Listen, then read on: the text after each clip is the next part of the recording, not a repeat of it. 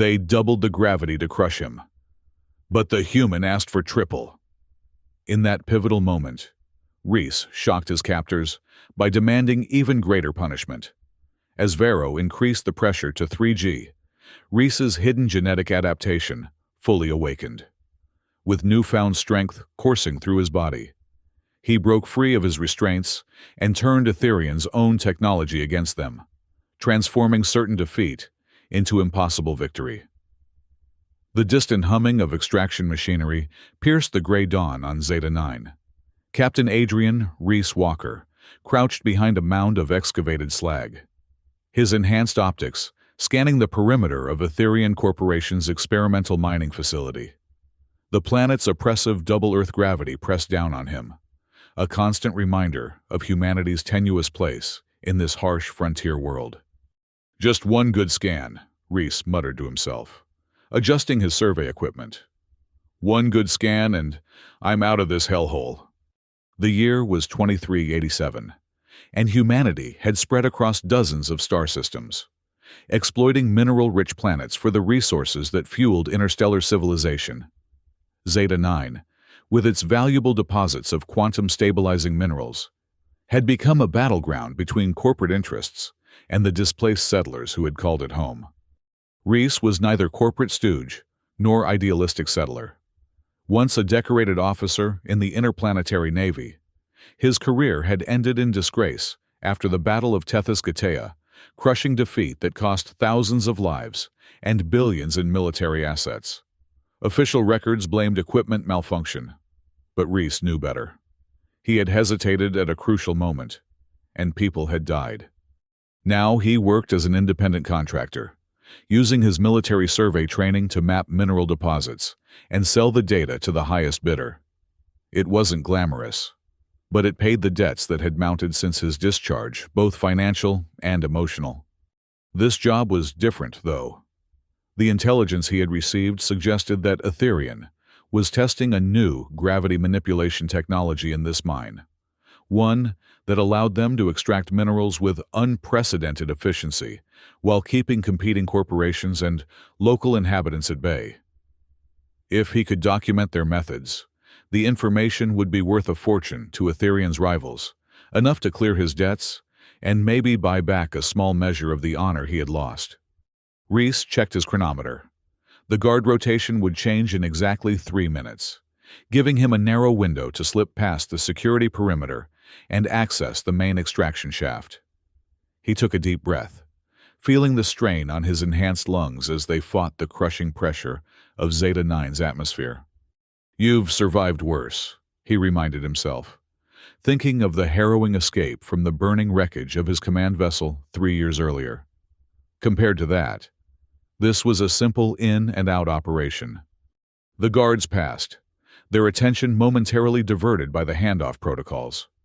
Reese moved swiftly, despite the oppressive gravity, his modified exoskeleton assisting his movements just enough to provide mobility without triggering the facility's biosignature scanners. He reached the maintenance access panel and connected his decryption module. The security was impressive, but predictable, standard Ethereum protocols that he had encountered on previous jobs. Within moments, the panel slid open, revealing a narrow service tunnel. "Too easy," Reese murmured, his military instincts sensing a trap. But the mission clock was ticking, and he couldn't afford to waste time on paranoia. He slipped into the tunnel, sealing the panel behind him. The extraction facility's core was a marvel of engineering, a vast cylindrical chamber that descended nearly a kilometer into Zeta-9's crust. Suspended platforms held processing equipment, while gravity manipulation fields allowed workers and machinery to operate despite the crushing natural forces of the planet. Reese made his way to an observation deck overlooking the main shaft. Below him, robotic extractors pulsed with energy as they harvested the precious quantum-stabilizing minerals from the planet's depths. But what caught his attention wasn't the mining operation, was the gravity field generators positioned at strategic intervals throughout the chamber. "Those aren't standard issue," he whispered, zooming in with his optics. The generators were compact, far more advanced than anything he had seen on the commercial market. This was military-grade technology, the kind that should have been restricted to defense applications. He began recording, capturing detailed scans of the equipment and the extraction process. This was exactly the kind of intelligence that would fetch a premium price from Ethereum's competitors or from the Civilian Council, the loose coalition of former colonists and independence advocates who sought to limit corporate power in the outer systems. So focused was he on documenting the illegal technology that he failed to notice the security team closing in from behind until it was too late. "Don't move," a voice commanded, as the cold muzzle of a particle disruptor pressed against the base of his skull. "Hands where I can see them. Slowly." Reese froze, mentally calculating his options. In double gravity, without the element of surprise, his chances of overpowering multiple armed guards were slim to none. "This is a restricted area," the guard continued. "Identify yourself." "Just a lost technician," Reese replied, forcing a casual tone into his voice. "Must have taken a wrong turn at the auxiliary shaft." "With military-grade survey equipment?" "I don't think so." The guard's voice hardened. "Cuff him and take him to containment. Security Director Vero will want to speak with this one personally." Reese felt his arms being roughly pulled behind his back, the specialized restraints designed to nullify the subtle enhancements of his exoskeleton. As they led him away, he caught a final glimpse of the extraction shaft and the technology he had come to document. Whatever Ethereum was doing here went beyond simple resource extraction. The question was whether he would live long enough to expose it. The containment cell was sparse, 6 by 6 meter cube with featureless gray walls and a single bench bolted to the floor. No windows, no visible monitoring devices, though Reese knew they were there. The only notable feature was the subtle shimmer of a gravity field generator embedded in the ceiling. He had been stripped of his equipment, his exoskeleton disabled, leaving him vulnerable to Zeta-9's punishing gravity. Even standing took conscious effort, his muscles straining against the relentless downward pull. The door slid open, and a tall, lean figure entered. Unlike the guards, who wore standard tactical gear, this man was dressed in an immaculate corporate suit, the silver Ethereum insignia gleaming on his lapel. "Captain Adrian Walker," the man said, consulting a data tablet. "Former Interplanetary Navy, dishonorably discharged following the Tethys Gate incident. Now working as a freelance surveyor." He looked up, fixing Reese with a cold stare. Though industrial spy might be a more accurate job description. Reese remained silent, studying the man. This would be Security Director Vero, Ethereum's head of operations on Zeta-9. His reputation for ruthless efficiency preceded him. "Nothing to say for yourself, Captain," Vero continued, circling the small cell. "No denials, no elaborate cover story." "I know my rights under the Interstellar Commerce Act," Reese replied evenly. "Corporate detention is limited to 72 hours without formal charges, and I'm entitled to legal representation." Vero laughed, the sound echoing harshly in the confined space. "Rights? You're on Zeta-9, Captain. The nearest Interstellar Commerce Commission office is 3 light-years away. Out here. Ethereum determines what rights you have." He tapped his tablet, and Reese felt a sudden increase in pressure as the gravity field intensified. His knees buckled, forcing him down onto the bench. "Now, let's discuss what you were doing in my facility," Vero said, seemingly unaffected by the increased gravitational pull.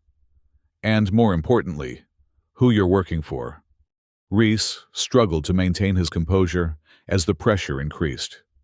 It felt like a massive weight was pressing down on every inch of his body, making even the simple act of breathing a conscious effort.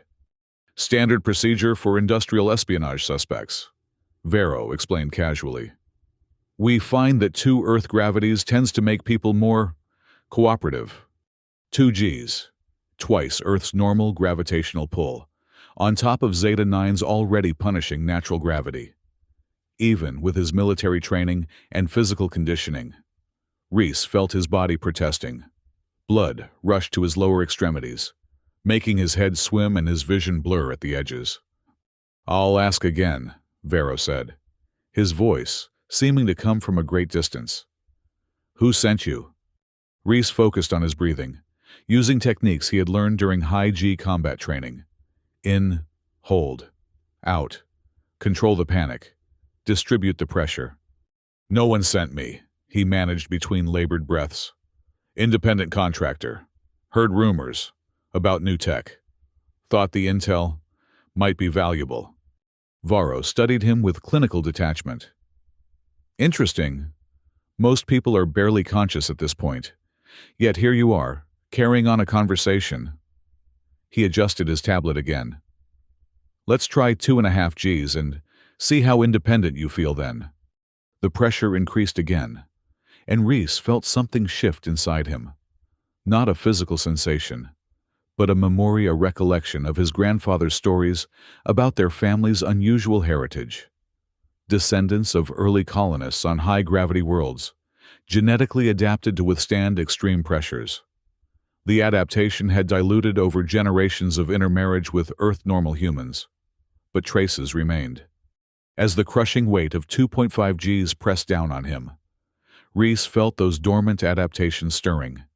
His vision, instead of darkening further, began to sharpen.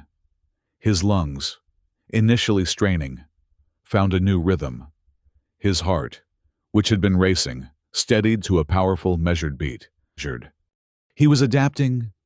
Varro noticed the change, his eyes narrowing. "Fascinating. You have gravity adaptation in your lineage, don't you? That's rare these days, especially in military stock." Reese didn't respond, focusing instead on the strange sensations coursing through his body. With each passing minute under the increased gravity, his ancestral adaptations became more pronounced.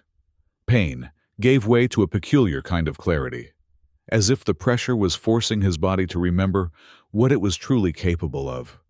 Surreptitiously, he tested his restraints. The cuffs were standard issue, designed to withstand normal human strength, but not the kind of force his adapting muscles could potentially generate. Not yet, though. He needed time, and he needed Varro to underestimate him. "I'm impressed, Captain," Varro said, making another adjustment to his tablet. "But everyone has their breaking point. Let's see if yours is at 3 Gs. The gravity field pulsed, and the pressure increased once more. This time, Reese couldn't suppress a grunt of pain as his body was slammed against the bench. Blood vessels burst in his eyes, painting his vision with crimson streaks. Bones creaked, muscles screamed, and for a moment, he thought Varro had miscalculated that this would be the end. But then, something unexpected happened. Instead of fighting the increased gravity, Reese's body began to embrace it. Cellular memories activated, triggering biochemical changes that had lain dormant for generations. His muscle fibers densified, his bone structure subtly realigned, and his cardiovascular system adjusted to the crushing pressure. 3 Gs, Varro announced, a note of disbelief in his voice. "And you're still conscious. Remarkable." Reese looked up, blood trickling from his nose, a smile slowly spreading across his face. "Is that all you've got?" Varro's expression hardened. "Don't push your luck, Captain. No human can withstand much more than this, adapted lineage or not." "Then, why not try?" Reese challenged, his voice stronger than before. "You want to break me? Triple the gravity. See what happens." It was a calculated risk. Reese could feel his adaptation progressing, but he wasn't sure how far it could go. 3 Gs was already testing the limits of what even modified human physiology should be able to endure. But he needed Varro to push harder, to make a mistake born of frustration and scientific curiosity. Varro studied him for a long moment. Then, a cold smile appeared on his face. "Triple normal Earth gravity? You're either very brave or very foolish. Captain." He tapped his tablet. But I'm curious to see which. The gravity field intensified once more, reaching 3 times Earth normal. The pressure was immense, like being at the bottom of an ocean with no protective equipment. Reese felt his consciousness wavering, darkness encroaching from the edges of his vision. But beneath the pain, something else was happening. The old biometric bracelet he still wore, family heirloom that Etherean security had dismissed as mere jewelry, responded to the specific stress patterns in his blood, activating a dormant neural link.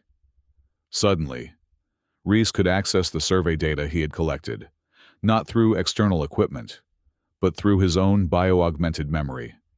The gravity adaptation was buying him time, but it wouldn't last forever. He needed to act while he still could. "Impossible," Vero muttered, staring at his readings. "Your vital signs should be collapsing, but they're stabilizing."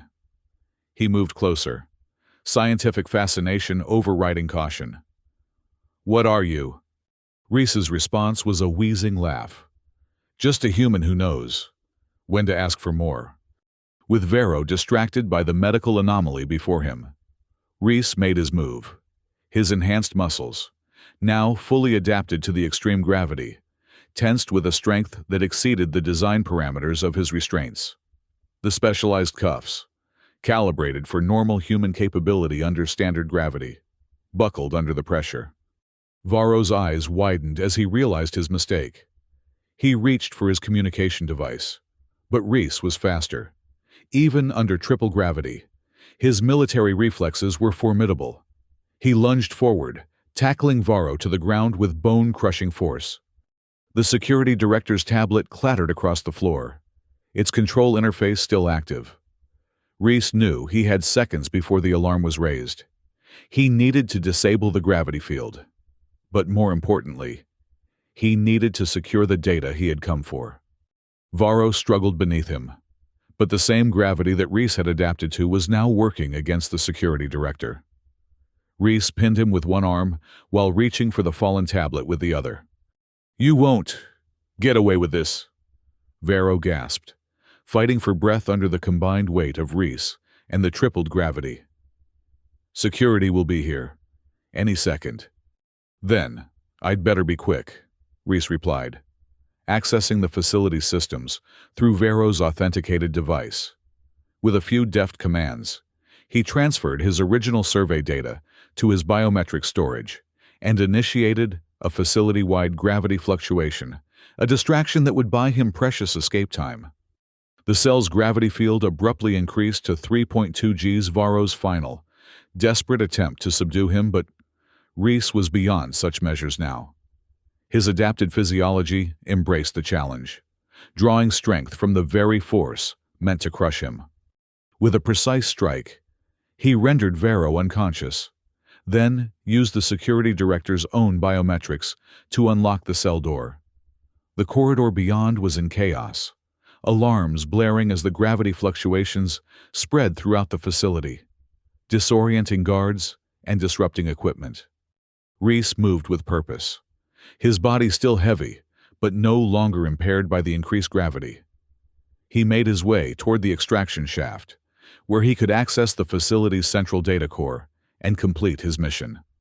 The main control room was surprisingly empty when Reese arrived, most of the security personnel having been dispatched to deal with the cascading systems failures throughout the facility. A few technicians remained, but they were too focused on stabilizing the critical systems to notice his entrance until it was too late. "Nobody move," Reese commanded, brandishing Varro's security badge. "This facility is now under investigation by order of the Interstellar Commerce Commission." It was a bluff, but an effective one. The technicians, already stressed by the system malfunctions, offered no resistance as Reese secured access to the main terminal. Working quickly, he began downloading the complete specifications of Ethereum's gravity manipulation technology. The data confirmed his suspicions. The corporation had adapted restricted military gravimetrics for commercial use, a clear violation of the Treaty of Ganymede that had ended the Outer Colonies conflict a decade earlier. This is why they wanted to keep it secret, he muttered, reviewing the technical schematics. The technology didn't just allow for more efficient mining. It could potentially be weaponized, creating localized gravity wells capable of crushing opposition forces or even destabilizing planetary orbits. A security alert flashed on the terminal. Reinforcements were converging on the control room. Reese finished the download, transferring the data to his biometric storage, then initiated a controlled overload of the facility's thermal regulation system. Not enough to cause catastrophic damage, but sufficient to create confusion and cover his escape. As alarms blared and emergency protocols engaged, Reese slipped into a maintenance tunnel that led toward the facility's surface access points. His enhanced muscles, still adapting to Zeta-9's punishing gravity, propelled him forward with surprising speed. He encountered resistance, security teams trying to lock down the facility, but the ongoing systems failures worked to his advantage. Gravity fluctuations made coordinated pursuit difficult, and the thermal overload had forced many sections into automatic evacuation mode. Reaching a service elevator, Reese overrode the emergency lockdown using Vero's security credentials. As the elevator ascended toward the surface, he took a moment to assess his condition. His body ached from the gravitational strain. Blood vessels had burst in both eyes, and he could feel at least 2 cracked ribs. But he was alive. And more importantly, he had the data that would expose Ethereum's illegal operations. The elevator's ascent abruptly halted as another security override was initiated from elsewhere in the facility. Reese pried open the doors, finding himself in a high-gravity corridor used for mineral processing. The gravity here was maintained at twice Earth normal for optimal refinement conditions. Under normal circumstances, moving through such an environment would be nearly impossible without specialized equipment. But Reese's adapted physiology, enhanced by the extreme stress he had endured, allowed him limited mobility. He made his way forward, each step requiring conscious effort as the processing corridor stretched before him. Halfway through, an armored security team appeared at the far end, weapons raised. "Halt!" their leader commanded. "There's nowhere to go. Walker!" Reese assessed his options. Behind him, more security forces would be ascending the elevator shaft. Ahead, a heavily armed team blocked his path. To either side, the corridor walls offered no escape. Then he noticed ETA maintenance access panel near the floor, likely leading to the facility's waste processing system. It wasn't an appealing option, but it was the only one available. As the security team advanced, Reese dropped to the ground and wrenched open the access panel. The space beyond was narrow, designed for robotic maintenance drones rather than human technicians, but it was his only chance. "He's going for the waste chute," one of the guards shouted. "Seal it off!" Reese slipped into the cramped space, just as energy bolts from the team's weapons struck the wall behind him. The chute descended at a steep angle, gravity pulling him down into the facility's underbelly at alarming speed. He hit the bottom hard, landing in a collection basin for processed mineral slurry. The thick, semi-liquid waste cushioned his fall, but immediately began to pull him under with its density. Fighting against both the planet's natural gravity and the viscous material, Reese struggled toward the edge of the basin. The waste processing area was automated, with no human operators present.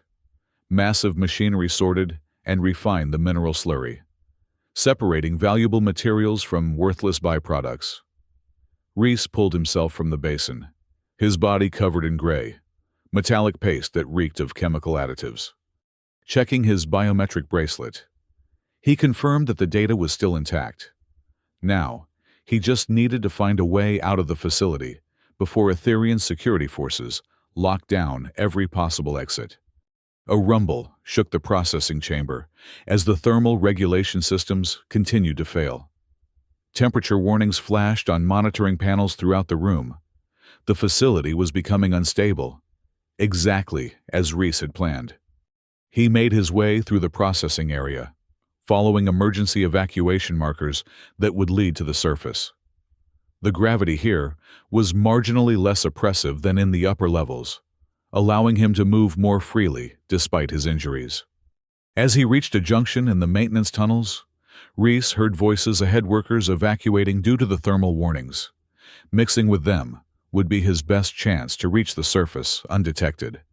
He wiped away as much of the mineral slurry as possible, then joined the flow of evacuating personnel, keeping his head down and his movements deliberate. No one paid particular attention to another dirty worker in the midst of an emergency evacuation. The tunnel sloped upward, eventually opening onto Zeta-9's barren surface. Emergency vehicles surrounded the facility's main entrance as personnel streamed out of various access points.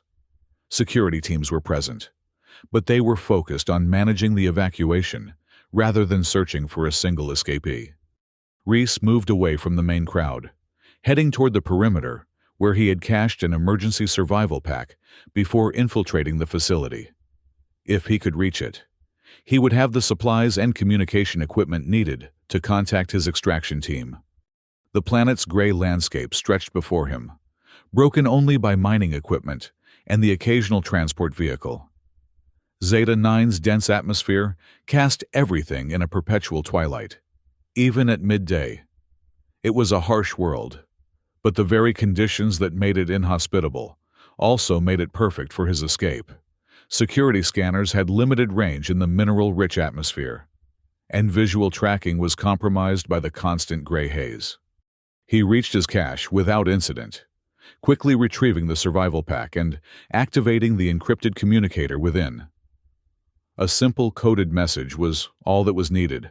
His extraction team would understand that the mission had been successful, but compromised. As he waited for a response, Reese reviewed the data stored in his biometric implant. The gravity manipulation technology was even more advanced than he had initially believed, with applications that extended far beyond mining operations. In the wrong hands, it could destabilize the fragile peace that had existed since the Outer Colonies conflict. The communicator pulsed with an incoming message, a set of coordinates, and a single word. Confirmed. His extraction team had received his signal and was en route to the designated pickup point, approximately 20 kilometers from his current position. 20 kilometers across Zeta-9's rugged terrain, under double Earth gravity, with Etherian security forces undoubtedly organizing a planet-wide search. It would be challenging, but Reese had faced worse odds during his military career. He set out, using the planet's natural features to mask his movement from aerial surveillance. His body, still adapting to the high-gravity environment, found a sustainable rhythm that allowed him to cover ground efficiently despite the punishing conditions. Hours passed as Reese navigated the alien landscape, avoiding mining outposts and automated survey drones. His military training served him well, but it was the unexpected genetic adaptation that truly kept him going. What should have been an impossible journey became merely arduous as his physiology continued to adjust to Zeta-9's gravity. By the time he reached the extraction coordinates, a narrow canyon sheltered from orbital observation, night had fallen.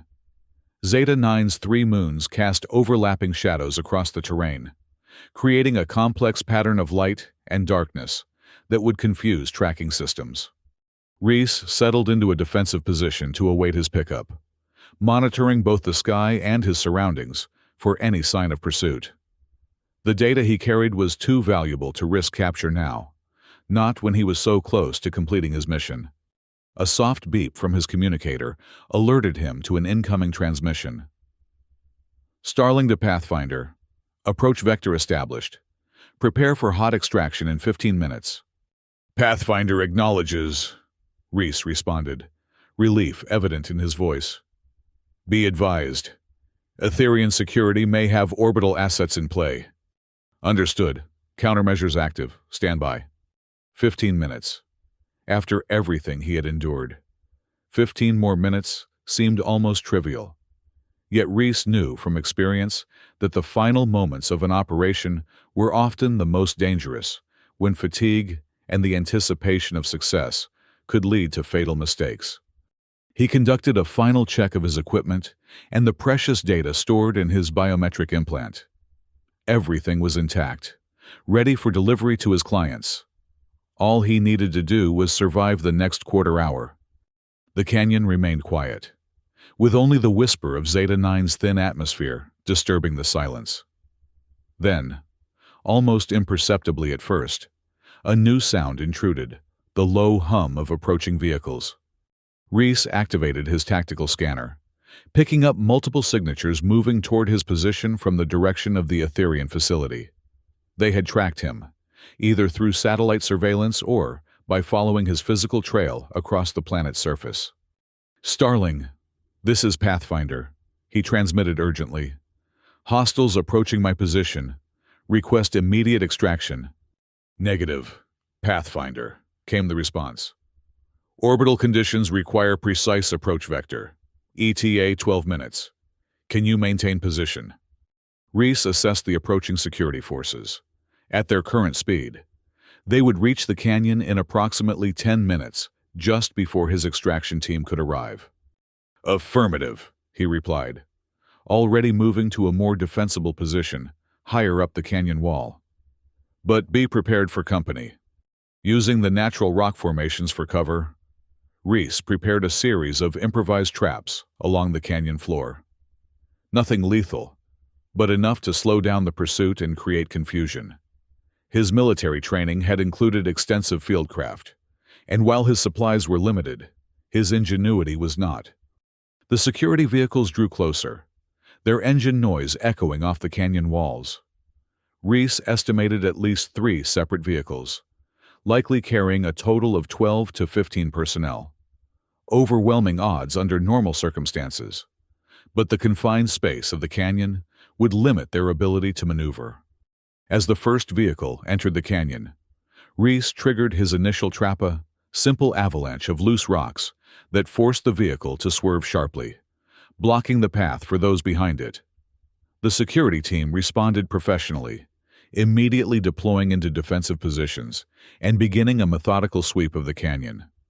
Reese moved silently from cover to cover, using the complex shadows to mask his position. His adapted physiology gave him an unexpected advantage, where the security personnel struggled against Zeta-9's crushing gravity. He moved with relative ease, his body now fully acclimated to the high-pressure environment. "Spread out," ordered the team leader, his voice carrying clearly in the confined space. "He's here somewhere, remember. Director Vero wants him alive if possible." Reese allowed himself a grim smile. Vero had survived their encounter. Then, the security director would be particularly motivated to recapture the man who had humiliated him and stolen valuable corporate secrets. A security officer moved past Reese's position, unaware of his presence just meters away. Reese waited until the man had passed, then struck with precise force, rendering him unconscious before he could alert his teammates. One down. Many more to go and only minutes remaining until extraction. "Chapman, report," the team leader called over the communication channel. When no response came, he signaled to the others. "Possible contact. Converge on Chapman's last position." Reese used the momentary distraction to trigger his second Trappin electromagnetic pulse device, salvaged from his survey equipment. The small but powerful burst disrupted the team's communication devices and scanning equipment, plunging them into temporary confusion. In the chaos that followed, Reese managed to disable 2 more security officers before the team leader ordered a strategic retreat to the canyon entrance. They would regroup, call for reinforcements, and establish a perimeter standard tactical procedure when facing an unknown threat. But the delay was all Reese needed. His communicator vibrated with an incoming message. "Pathfinder, this is Starling. We are on final approach. Prepare for immediate extraction." Above the canyon, the night sky rippled as a stealth transport dropped its camouflage field, descending rapidly toward Reese's position. The vessel was compact but powerful, designed for quick insertions and extractions in hostile territory. The security team reacted instantly, energy weapons firing at the descending craft. Most shots went wide, dispersed by the transport's defensive field. But one found its mark, scoring a glancing hit on the port stabilizer. "Taking fire," the pilot reported calmly. "Extraction window limited to 30 seconds. Reese didn't hesitate. As the transport hovered meters above the canyon floor, he sprinted from cover, evading suppressive fire from the security team. His enhanced muscles, pushed beyond normal human limits by the high gravity adaptation, launched him toward the open cargo bay with extraordinary power. He landed hard but securely inside the transport, immediately signaling to the pilot. "Package secure! Go, go, go!" The transport's engines roared as it ascended sharply, banking to avoid another volley of energy fire from below. The sudden acceleration pressed Reese against the deck plating yet, after enduring triple Earth gravity. The G-forces of a combat takeoff seemed almost trivial.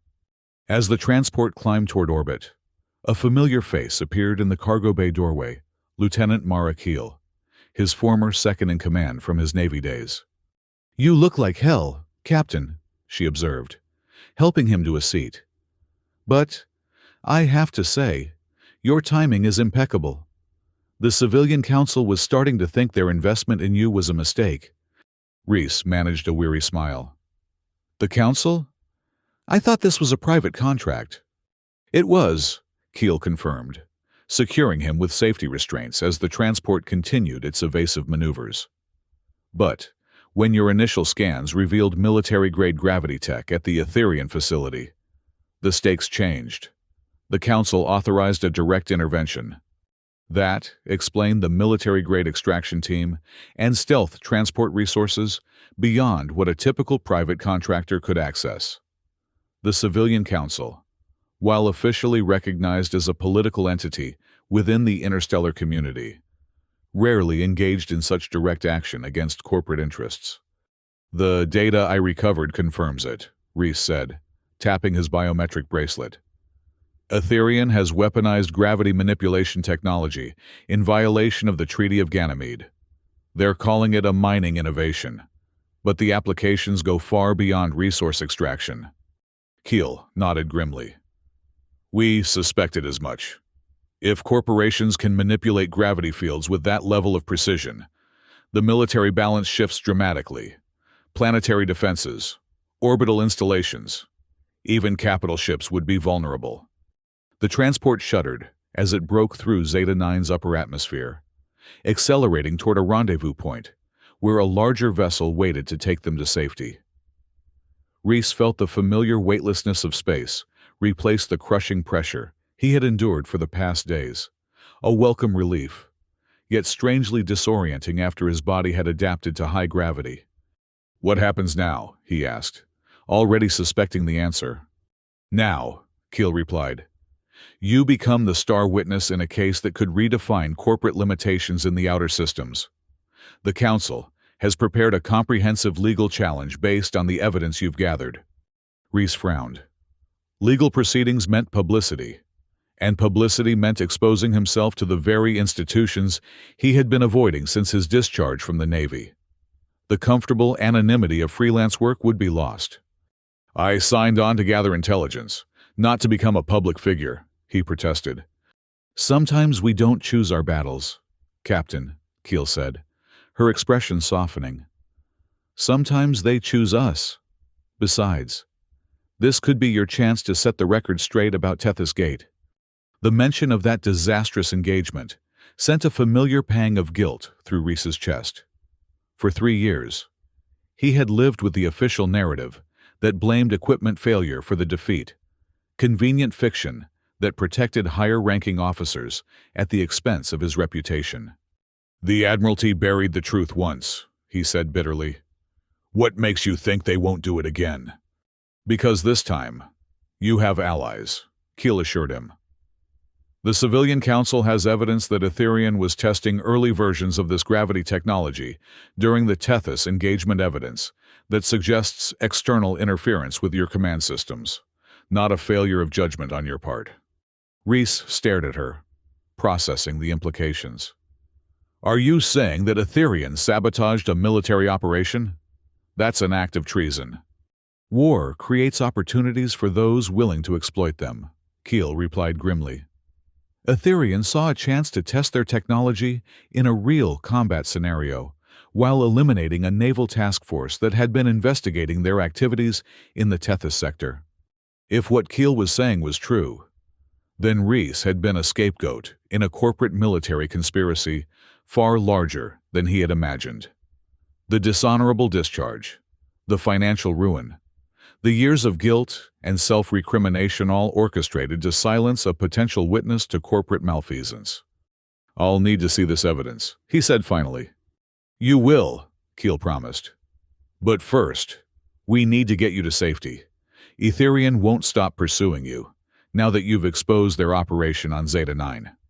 The transport docked with the larger vessel, a converted merchant ship that served as a mobile base for civilian council operations.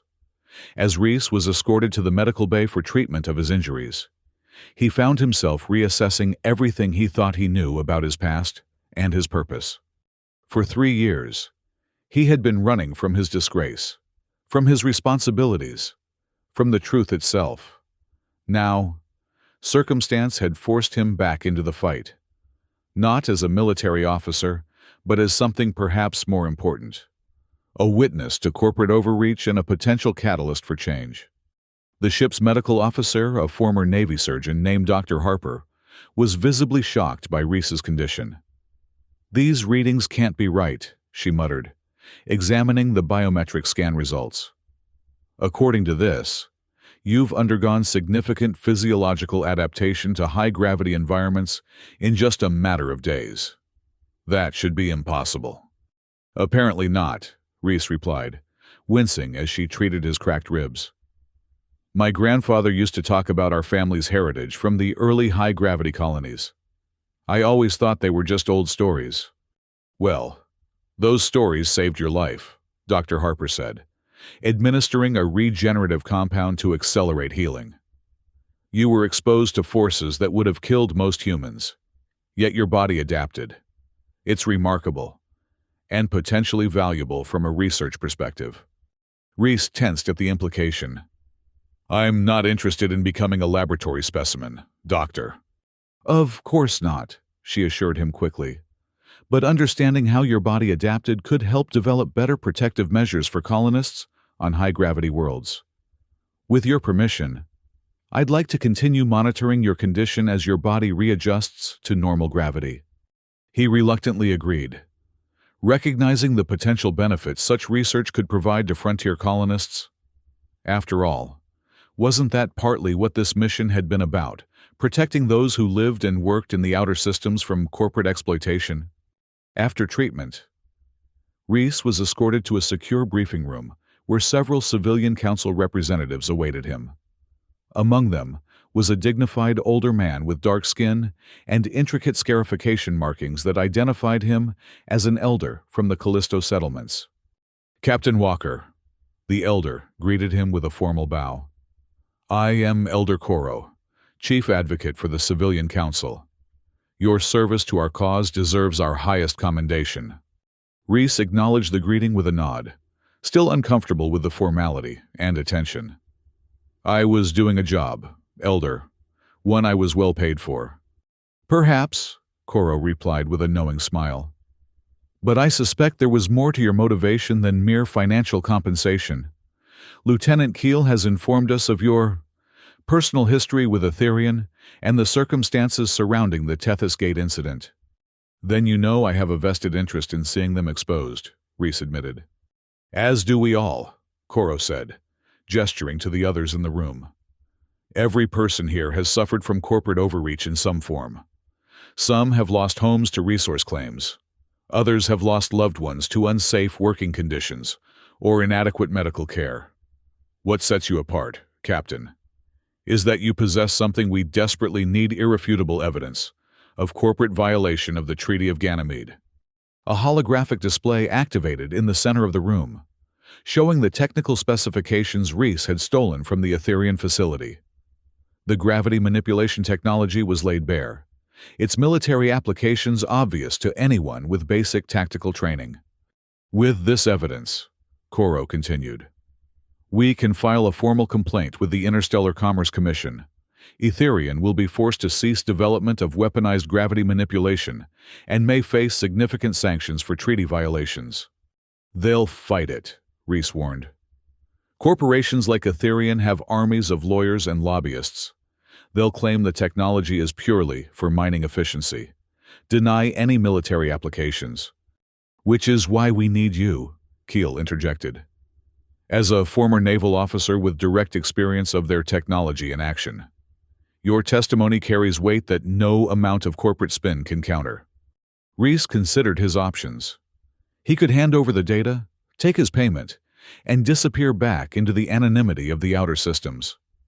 It would be the safer choice, certainly, but it would also mean abandoning the chance to clear his name and expose the truth about Tethys Gate. "What exactly are you asking of me?" he inquired. "Become our official representative in this matter," Elder Koro proposed. "Work with our legal team to prepare the case against Etherian, and when the time comes, testify before the Commission about what you experienced on Zeta 9.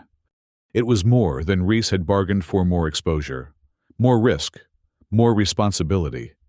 Yet he couldn't deny the pull of justice, the opportunity to transform his personal vendetta into something more meaningful. "And in return?" he asked, though he already knew the answer wouldn't be purely financial. "In return," Koro said, "the Council will provide complete protection for you and any family you may have. We will also commit to a full investigation of the Tethys Gate incident, with the goal of officially clearing your name and restoring your reputation." Reese looked around the room, studying the faces of those who had placed their trust in him. They were not military personnel following orders, nor corporate employees advancing company interests. They were citizens fighting for their rights in a system increasingly dominated by corporate power.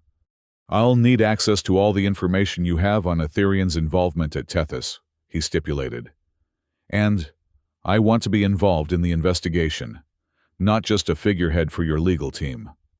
"Agreed," Koro said without hesitation. "Lieutenant Keel will serve as your liaison and will ensure you have everything you need." As the meeting concluded and plans were made for their approach to the Interstellar Commerce Commission, Reese found himself reflecting on the strange path that had led him to this moment. What had begun as a simple intelligence-gathering operation had evolved into something far more significant, a potential turning point in the ongoing struggle between corporate interests and civilian rights. The evidence he had gathered on Zeta 9 went beyond exposing a single corporation's illegal activities. It revealed a pattern of exploitation and manipulation that threatened the very foundation of interstellar governance. If corporations could develop and deploy military-grade technology with impunity, the delicate balance of power that maintained peace among the settled worlds would collapse. In the days that followed, Reese worked closely with the Council's legal team, preparing his testimony and analyzing the technical data he had stolen from Etherian.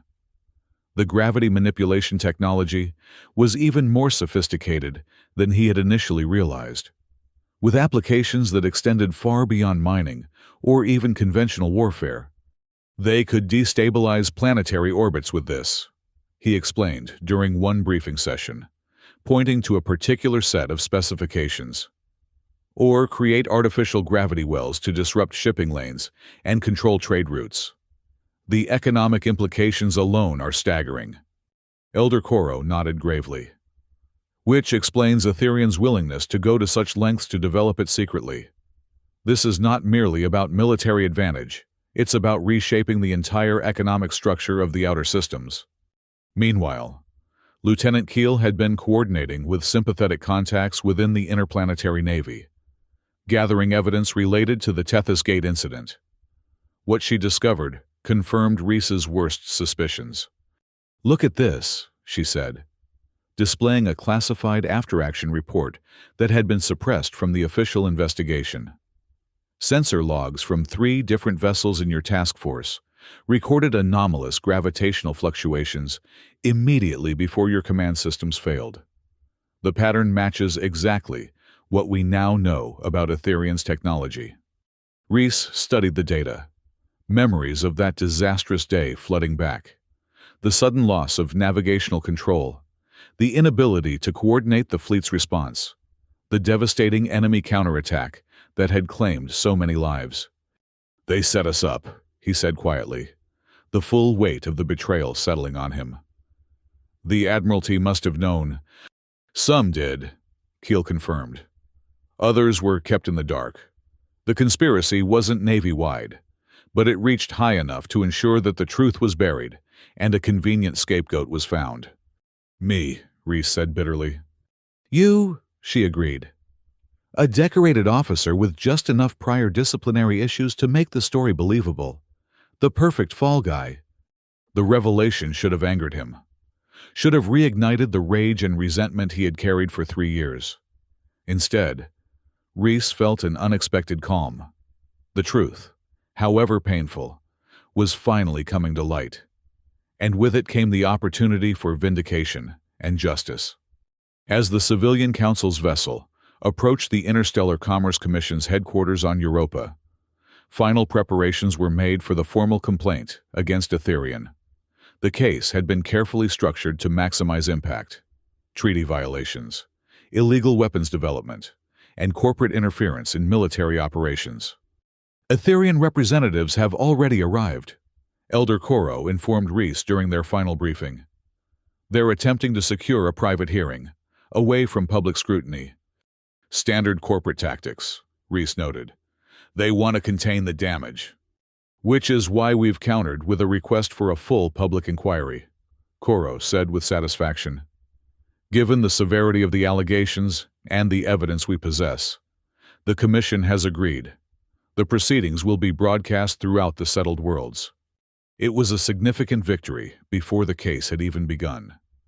Public proceedings meant transparency, something corporations like Etherian feared more than any financial penalty. "What about Vero?" Reese asked, thinking of the security director who had subjected him to the extreme gravity test. "Will he be present?" "According to our intelligence, Director Vero has been temporarily relieved of duties pending an internal investigation," Keel reported. "Etherian is distancing itself from his actions, characterizing the incident on Zeta-9 as unauthorized security protocols rather than corporate policy. Another standard tactics, sacrificing a mid-level executive to protect the corporation itself." But Reese knew the gravity manipulation program had required approval from the highest levels of Etherian's leadership. Vero was merely a convenient scapegoat, just as Reese himself had been after Tethys Gate. The day of the hearing arrived with considerable media attention. The allegations against Etherian had leaked, creating a sensation throughout the settled worlds. Corporate violations of the Treaty of Ganymede were rare, and the involvement of a former naval officer added an element of intrigue that captured public imagination. As Reese prepared to enter the Commission's Grand Chamber, Elder Koro offered a final word of encouragement. "Remember, Captain, today you speak not just for yourself or for the Council, but for all those who have suffered under corporate domination. Your testimony could change the future of the outer systems." No pressure, Reese thought wryly, but he appreciated the elder's words nonetheless. This was, indeed, larger than his personal vindication. It was about establishing boundaries that even the most powerful corporations could not cross with impunity. The chamber was imposing, designed to emphasize the authority of the Commission. 7 commissioners sat on an elevated dais, representing the major political entities of human space. Below them, 2 sections faced each other, one for the complainants, one for the respondents. Etherian's delegation was impressive. Their chief executive, flanked by senior directors and a team of legal experts. They projected confidence and authority, the embodiment of corporate power. In contrast, the Civilian Council's side appeared modest, with Elder Koro, Lieutenant Keel, and Reese himself forming the core of their representation. The proceedings began with formal introductions and a statement of the complaint. Elder Koro presented their case with dignified precision, outlining the allegations and the evidence they would present. The Ethereum chief executive responded with expected denials, characterizing the complaint as baseless accusations from anti-corporate elements seeking to undermine legitimate business operations. Then it was Reese's turn to testify. As he took the witness position, he felt the weight of countless eyes upon him, not just those physically present in the chamber, but millions watching the broadcast throughout human space. "Captain Walker," the lead commissioner began, "please describe for this commission what you observed at the Ethereum facility on Zeta 9. Reese spoke clearly and directly, detailing his observations of the gravity manipulation technology and explaining its potential applications beyond mining. He described the security protocols protecting the facility and the lengths to which Ethereum had gone to keep the technology secret. "And how did you come to be detained by Ethereum security forces?" the commissioner asked. "I was captured while conducting a survey of the facility," Reese replied honestly. "Ethereum security placed me in a containment cell equipped with gravity field generators." "For what purpose?" "Interrogation," Reese said, his voice steady. Security Director Vero systematically increased the gravity in the cell to twice Earth normal, then to 2.5 times, and finally to 3 times Earth gravity forces that would incapacitate or kill most humans. Murmurs spread through the chamber at this revelation. The commissioner leaned forward. "And how did you survive such extreme conditions, Captain Walker?" "I have a genetic adaptation to high-gravity environments, inherited from ancestors who colonized such worlds," Reese explained. "This adaptation allowed my body to adjust to the increasing pressure, though not without significant physical trauma." He continued his testimony, describing his escape from the facility and the data he had recovered. When questioned about the technical aspects of the gravity manipulation technology, he deferred to the expert analysis provided by the Council's scientific advisors, focusing instead on what he had personally witnessed. The Ethereum legal team cross-examined him aggressively, attempting to portray him as a disgraced officer seeking revenge, a paid industrial spy with no credibility. But Reese remained composed, answering truthfully and refusing to be provoked into defensive or contradictory statements. "Isn't it true, Captain Walker," the lead Ethereum counsel asked pointedly, "that you were dishonorably discharged from the Interplanetary Navy following the failed engagement at Tethys Gate? That your career was ended due to a catastrophic lapse in judgment that cost thousands of lives?" A hush fell over the chamber. This was the moment Ethereum had been building toward discrediting Reese by reminding everyone of his past disgrace. But instead of the embarrassment or anger they expected, Reese met the question with calm resolution. "It is true that I was discharged following the Tethys Gate incident," he acknowledged. "What is not widely known is that the engagement was compromised by external interference with our command systems, interference that we now believe was caused by an early prototype of the same gravity manipulation technology Ethereum has been developing on Zeta 9. The Ethereum Council's expression faltered. This was not the response they had anticipated. Before they could recover, Lieutenant Keel approached the Commission with a data package. "Commissioners, we submit as additional evidence these classified naval records regarding the Tethys Gate incident," she announced. "They clearly show gravitational anomalies consistent with Ethereum's technology, immediately preceding the failure of Captain Walker's command systems." The Ethereum delegation erupted in objections, but the damage was done.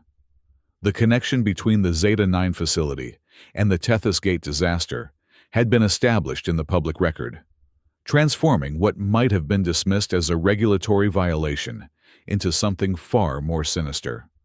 The hearing continued for 3 days, with expert witnesses, technical analyses, and legal arguments from both sides. Throughout it all, Reese remained a central figure, the living embodiment of both Ethereum's abuses and the resilience of those who stood against corporate overreach. On the final day, before the Commission retired to deliberate, Reese was given an opportunity to make a closing statement. He had not prepared anything formal, preferring to speak from his heart rather than from a carefully crafted script. "Honorable Commissioners," he began, "much has been said in this chamber about regulations and treaties, about corporate rights and responsibilities. These are important considerations, worthy of your attention. But I would ask you to remember that beneath the legal and technical details lies a simple truth. Power, unchecked, leads to abuse." He paused, looking directly at the Etherean delegation before continuing. "I experienced that abuse firsthand in a cell on Zeta 9, as did thousands of naval personnel at Tethys Gate. Countless settlers in the outer systems experience it daily, as corporations like Etherean exploit resources with little regard for those who call those worlds home." His voice strengthened, resonating throughout the chamber. The gravity manipulation technology at the center of this case represents more than a treaty violation. It represents a choice about what kind of future we want for human space. Will we allow corporations to develop technologies that can subjugate entire populations? Or will we establish boundaries that protect the rights and dignity of all humans, wherever they may live? As Reese concluded his statement, a profound silence fell over the chamber. Even the Etherean delegation seemed momentarily subdued, perhaps recognizing that the case had evolved beyond a simple regulatory matter into a referendum on corporate power itself. The Commission's deliberations were unusually brief. When they returned, their decision was unanimous. Etherean was found in violation of the Treaty of Ganymede, ordered to cease all development of gravity manipulation technology for non-civilian purposes, and subjected to unprecedented financial penalties and monitoring requirements. More significantly, the Commission recommended a full investigation into corporate involvement in the Tethys Gate incident, effectively reopening the case that had ended Reese's naval career. As the formal proceedings concluded, Elder Koro approached Reese with a satisfied smile. "A victory for the Council, Captain, and for you personally." "A beginning," Reese corrected him. "Etherean isn't the only corporation pushing boundaries, and gravity manipulation isn't the only technology with dangerous potential." "True," Koro acknowledged. "Which is why the Council hopes you will consider a more permanent arrangement with us. Your unique prospective military experience combined with first-hand knowledge of corporate tactics would be invaluable to our ongoing efforts." Reese hadn't expected this offer, though perhaps he should have. The past weeks had transformed him from a disgraced officer doing mercenary work into something of a symbol of demonstration that it was possible to stand against corporate power and win. "What exactly are you proposing?" he asked. "A partnership," Koro replied. "The Council will provide resources and political support for sustainable development of the quantum-stabilizing mineral deposits on Zeta 9, the very deposits Etherean was exploiting. You would oversee the operation, ensuring that the benefits flow to the settlers rather than distant corporate interests." It was an intriguing proposition, a chance to transform the scene of his captivity and struggle into something positive. More than that, it was an opportunity to continue the fight against corporate overreach, not as a lone operative, but as part of a larger movement. "I'm not an administrator," Reese pointed out. "I'm a surveyor and ex-military." "Precisely why you're perfect for this role," Koro insisted. "You understand both the technical challenges and the security concerns. And after your testimony, you have credibility that the Council alone could never achieve." Lieutenant Keel, who had been listening nearby, added her own perspective. "The Navy's reopening the Tethys Gate investigation. Reese, within months, your name could be officially cleared. What will you do then? Go back to freelance work when you could be making a real difference?" It was a fair question. For 3 years, Reese had been defined by his disgrace and his determination to survive despite it. The prospect of vindication left him facing an unexpected void of future, without the driving force that had sustained him for so long. Perhaps filling that void with a new purpose, a new mission, was exactly what he needed. "I'll need a good team," he said finally. "People I can trust, not just political appointees from the Council." Koro, smiled broadly. Of course, Lieutenant Keel has already expressed interest in secondment to the project, and several of your extraction team have similar backgrounds that would be valuable. And I want direct oversight of security protocols. Reese continued, thinking of Vero and the gravity cell. No black sites, no off-the-record detention facilities. The Council is committed to transparency in all its operations, Koro assured him. Your ethical concerns align perfectly with our principles. As they discussed the details of the arrangement, Reese felt a sense of purpose crystallizing within him. The path ahead would not be easy. Corporate interests would resist the Council's expansion into resource development, and Etherian would certainly seek revenge for their humiliation. But for the first time in years, he was looking forward rather than backward, focusing on building something rather than merely surviving. 6 months later, Reese stood on an observation platform overlooking the newly established Zeta-9 Cooperative Mining Initiative, where Etherian's fortress-like facility had once stood. A more open and transparent operation now flourished. Settler families lived and worked alongside technical specialists and security personnel, all sharing in the benefits of the quantum-stabilizing mineral extraction. The gravity adaptation that had saved his life during his captivity had become the focus of beneficial research under Dr. Harper's direction. New protective measures for high-gravity environments were being developed, offering hope to colonists on worlds previously considered too harsh for long-term human habitation. Lieutenant Keel now, his chief of security, approached with a data tablet in hand. The latest production figures, she reported. We're exceeding projections by 17%, and the refining process is now fully operational. And the settlers? Reese asked, for whom the financial aspects had always been secondary to the human impact. Thriving, Keel assured him. The community center opened last week, and the first school term begins next month. 23 new families have applied for residence permits. It was a remarkable transformation from the oppressive corporate outpost he had infiltrated. But perhaps the most significant change was within Reese himself. The weight of disgrace that had burdened him for so long had been lifted, not just by the official exoneration that had come with the Tethys Gate reinvestigation, but by the knowledge that his suffering had led to positive change for thousands of others. As if reading his thoughts, Keel added, "The recording of your testimony has become something of a phenomenon. You know, triple the gravity has become a catchphrase for standing up to corporate power." Reese winced at the notion of becoming an inspirational symbol, but he couldn't deny the impact his story had made.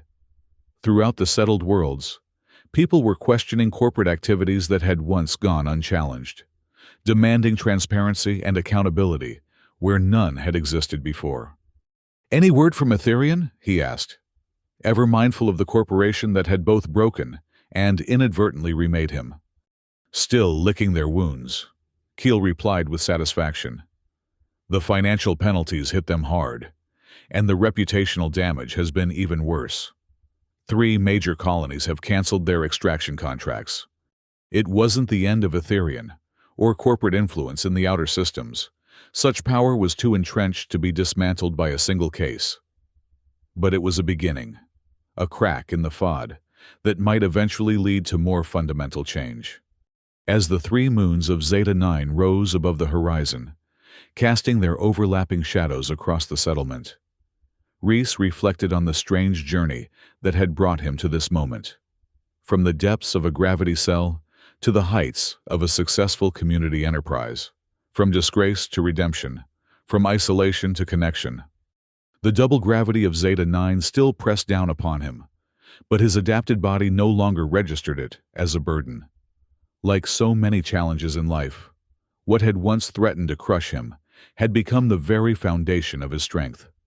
"Triple the gravity," he murmured to himself, embracing the phrase that had come to symbolize his story, not as a boast or a challenge, but as a reminder that adversity, when faced with courage and adaptation, could transform from an instrument of oppression into a catalyst for growth. And in that transformation lay the true victory not just for himself, but for all those who dared to stand against forces that seemed too powerful to resist.